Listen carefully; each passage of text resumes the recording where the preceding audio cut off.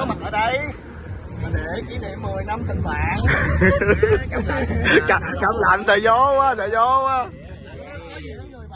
10 năm. Có những người bạn tới 14 năm tình bạn. Chơi Bỏ lên. Like mình, relay sắp xếp. Vô. Vô. 2, 3. Vô.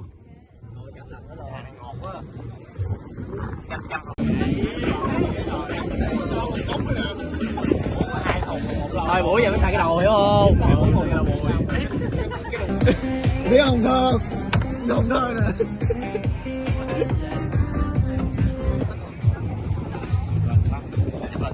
Tắt chưa? Tắt chưa? Giờ đóng sửa thôi.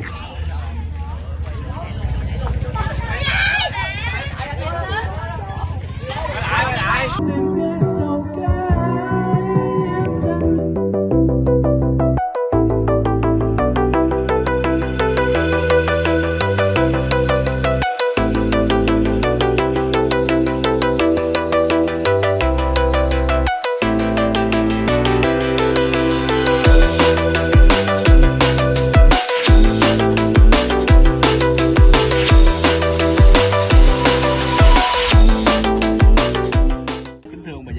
Kính thưa quan viên hai họ, kính thưa họ hàng hai bên, Kính thưa cô dì chú bác.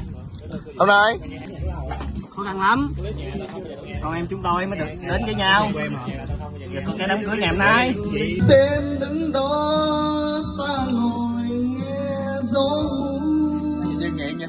Trong mong vẫn anh nhớ năm mắt ngày xưa giờ đâu em còn là em đã rồi em vui lưng bật hết đi lúc mà em của ngày hôm qua ô ô ô ô chỉ còn em của ngày hôm qua ô ô ô ô 2, 3 vô 1, 2, 3 trời ơi cái này phải đổ vô cái chai. say hồn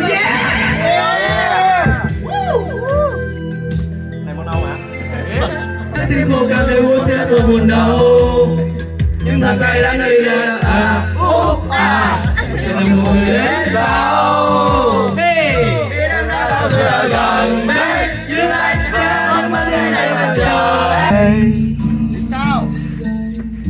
vì giờ anh biết trên tay mình chẳng còn gì khi nắng xuống sáng lời ngọt ngọt còn thầm tình em đi đâu quá em đi xa anh quá có những nhung nơi đây anh vẫn đứng đợi một giấc mơ dường như anh yêu giá một điều em đã hết yêu anh phải không để anh một mình em cứ đi đi Đến con mình bữa. anh